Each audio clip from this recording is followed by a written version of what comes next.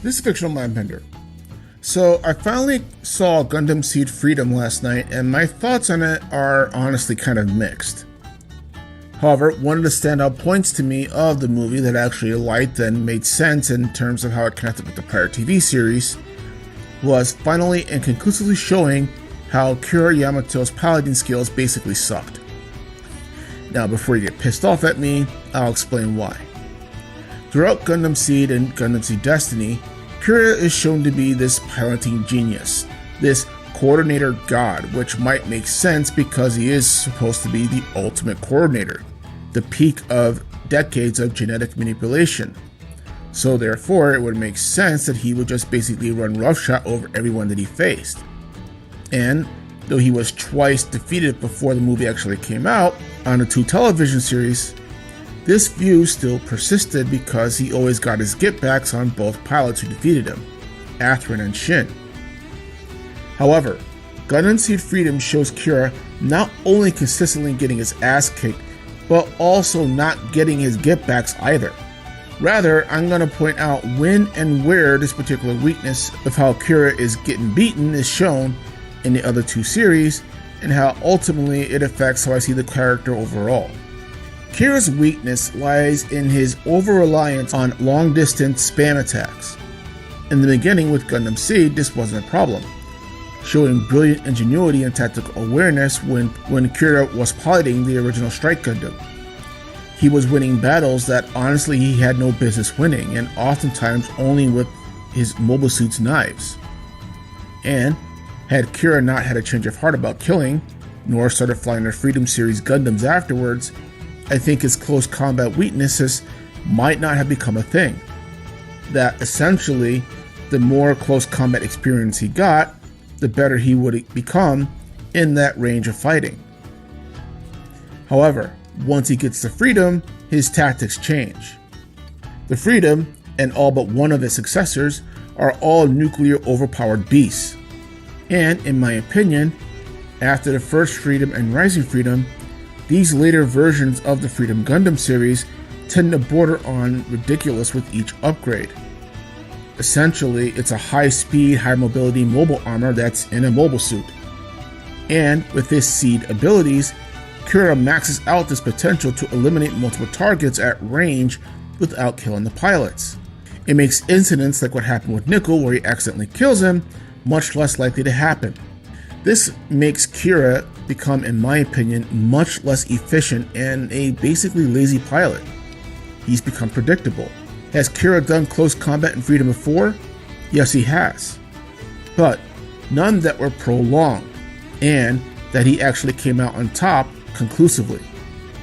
His close combat victories were all mostly against lesser opponents in lesser mobile suits or armors, or if they were potentially his equal, were distracted or weakened in mind somehow that allowed him to just basically rush and overpower them, making it easy just to disable them, basically. But, having said that, against these pilots of equal caliber as well as their mobile suits of equal caliber as well, this dominance tends to disappear. And the clearest example to this prior to Seed Freedom is his battle with Shin Akusa in Gundam Seed Destiny.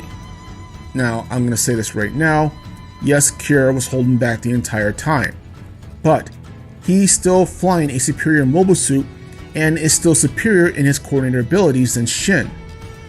Yet having said that, Shin realizes and correctly takes advantage of Kira's now predictable tactics that he's been over-relying on for so many years, and is always closing distance, not giving the ultimate coordinator any time to breathe or set up his patented long-range attacks. In fact, the only time Kira comes close to beating him is when he breaks that pattern and slices at the midsection of the cockpit of the Impulse Gundam, a move which Shin barely managed to dodge. And all of this ends up ultimately leading up to the Freedom getting shanked. Seed Freedom displays this tendency, but now on steroids. The Black Knights, which in my opinion were not great characters anyway, exploit this same weakness by using vicious hyper-fast close combat tactics along with overwhelming firepower and overwhelming odds, multiple opponents, and so on. Again, This is all for the purpose of not giving Kira enough time to set up a defense nor any of his patented long-range attacks. However, the defeat of the Rising Freedom, which made me sad by the way because I like that Gundam, can be attributed to a surprise attack basically, and that it's a non-nuclear powered Gundam. Okay, sure. However, the same cannot be said for the battle at the climax of the movie, with Kira now piloting the upgraded Strike Freedom Spec 2, and he's still having the same problems as before with the Rising Freedom. He's getting overwhelmed, and though he does put up a better defense and is able to last a little bit longer, he's still unable to mount any kind of effective counterattack. Anytime Kira runs to create space, his enemies close in after him, and eventually Kira is defeated again before Athrun has to save his ass again. Whatever issues I've had with this movie, this was actually one of the most refreshing and well-liked things I liked about it, because I always thought Kira was a much more interesting character when he was piloting the Strike Gundam, his very first one. It was fun looking forward to seeing what kind of crazy shit he was going to pull, and it was always inventive, creative, and just kind of spectacular. It was much more than just continued spam attacks, no matter the philosophy behind it. For any of the Gundam series fights that I've enjoyed, the best were always the one where the protagonist had to be inventive and on his or her toes and being fully aware and not become stuck in one way of fighting. And actually I may do a video on that topic soon. But having said all that, that is my view on Gundam Freedom's exploitation of Kira's weaknesses on close combat Gundam fighting. But having said that, if you have any thoughts or disagree below, go ahead and comment on that. Just be civil about it. And this is the Fictional Mindbender. Y'all have a good day.